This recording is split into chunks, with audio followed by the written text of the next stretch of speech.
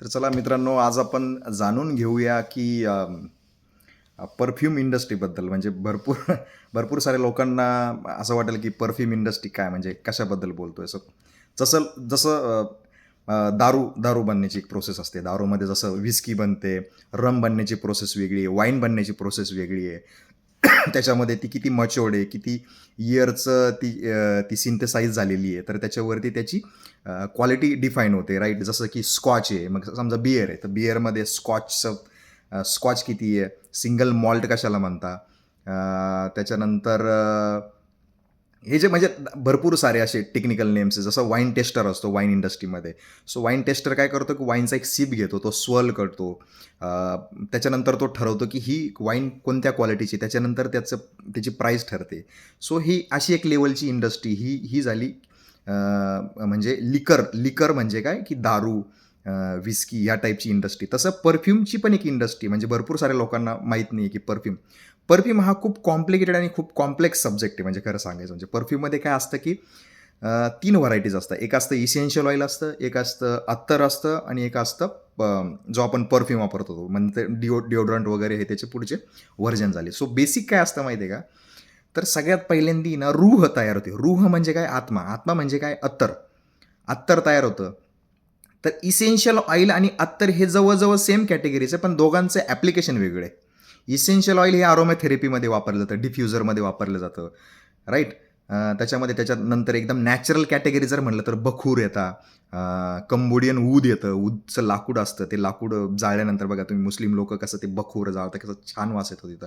तर ती एक कॅटेगरी झाली की जी एकदम रॉ कॅटेगरी झाली. दुसरं म्हणजे अत्तर बनतं. तर अत्तरामध्ये काय होतं की अत्तरामध्ये म्हणजे डेग भपका ही एक नॅचरल प्रोसेस. जर तुम्ही कन्नौज सारख्या सिटीत जर गेले, जिला जगातली म्हणजे अत्तराची राजधानी म्हटलं जातं, जी यूपीमध्ये, आपलं भारताचं सौभाग्य आहे की आपल्या यूपीमध्ये कन्नौज सिटीमध्ये अत्तरं पहिली बांधली गेली शहाजहानच्या काळामध्ये. जो खूप नादी माणूस होता अत्तराच्या बाबतीत. सो तर त्याच्यामध्ये काय करतं की बेस म्हणून जे आहे ना, ते चंदन म्हणजे संदल संदल वापरता, सँडलवूड आणि किंवा रूखस वापरता, ज्याला टेक्निकल नेम आहे वेटिवर. वेटीवर हे ॲज अ बेस म्हणून वापरलं जातं. त्याच्यामध्ये असते बेस नोट असते, एक मिडल नोट असते आणि एक टॉप नोट असते. सो काय करता की हे जे झाडांचा पाला-पाचोळा, मसाला, फुलं, फुलांच्या पाकळ्या वगैरे टाकतात त्याच्यामध्ये. त्याच्यानंतर त्याला स्टीम करता. स्टीमला नंतर कंडेन्सेशन करता. कंडेन्सेशन प्रोसेसमध्ये काय होतं की स्टीमचं लिक्विड मॉलिक्युल्समध्ये कन्व्हर्जन होतं आणि ते लिक्विडचे जे एक-एक थेंब एवढे दिवस ते म्हणजे गरम केल्यानंतर ज्यावेळी त्याचा एक-एक थेंब गोळा होतो ना, त्याला रूह म्हणतात. ते असतं अत्तर. आणि त्या अत्तरापासून नंतर त्याच्यामध्ये इथेनॉल ब्लेंड केलं, की जसं आता पेट्रोलमध्ये येतंय, गडकरींनी केलं ते. पेट्रोलमध्ये जे इथेनॉल टाकतं ना, म्हणजे जसं एक अल्कोहोल असतं. इथेनॉल, अल्कोहोलची एक व्हरायटी आहे.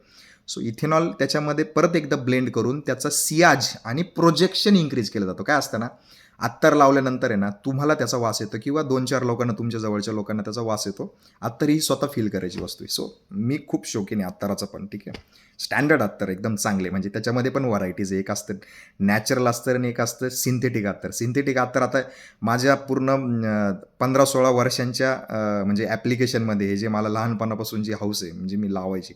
तर त्याच्यामध्ये आता मला कळलं की नॅचरल काय असतं आणि सिंथेटिक काय असतं. नॅचरल अत्तर लगेच कळतात. नॅचरल अत्तरांचा सियाजच वेगळा असतो. आणि दुसरी गोष्ट असते परफ्यूम. परफ्यूममध्ये काय असतं, इथेनॉल ब्लेंड केल्यामुळे त्याचा सियाज वाढतो आणि प्रोजेक्शन वाढतं. म्हणजे तुम्ही एखाद्या रूममध्ये एंटर केलं किंवा तुम्ही तिथून निघून गेले, तरी पण तुमच्या अंगाचा एक वास तिथं घुटमळत असतो. किंवा तुम्ही एखाद्याजवळ उभे आणि तुमच्या 2 ते 3 फुटावरती एखाद्या माणसाला वास जातोय, तर त्याला सियाज म्हणतात. ठीक आहे. तर ते त्याच्या प्रूफवरती डिपेंड असतं त्या परफ्यूमच्या. सो परफ्यूमची क्वालिटी किती मच्युअर्ड आहे. कारण काही काही परफ्यूम 40-40, 50-50 हजार रुपयाचे पण परफ्यूम येतात. माझ्याकडे एक महागडा परफ्यूम आहे, ज्याची प्राईस 24,000चा एक परफ्यूम आहे. असतं बरं का, म्हणजे खरं सांगायचं म्हणजे जितके महागडे परफ्यूम ना, तितकी त्याची क्वालिटी आणि त्याचं ब्लेंड पण तितक्या स्टँडर्ड लेव्हलचं असतं. सो असं नाही की ₹100 परफ्यूम आणि शेवटी 25 आणि 24,000चा परफ्यूम, यात फरक असतो. ब्रँडेड कंपनीचा परफ्यूम वापरा. असं म्हणत नाही की खूप एक्सपेन्सिव्हच वापरा, कुठून तरी सुरुवात करा. एकदा सुरुवात केली, तुम्हाला त्याचं हॅबिच्युअल झाले की तुम्ही ऑटोमॅटिक तुमची लेव्हल अपग्रेड करता. थँक यू, एवढंच सांगायचं होतं. एकदा तुम्ही सुरुवात करा ॲप्लिकेशनला आणि बघा काय फील येतं ते. चलो बाय.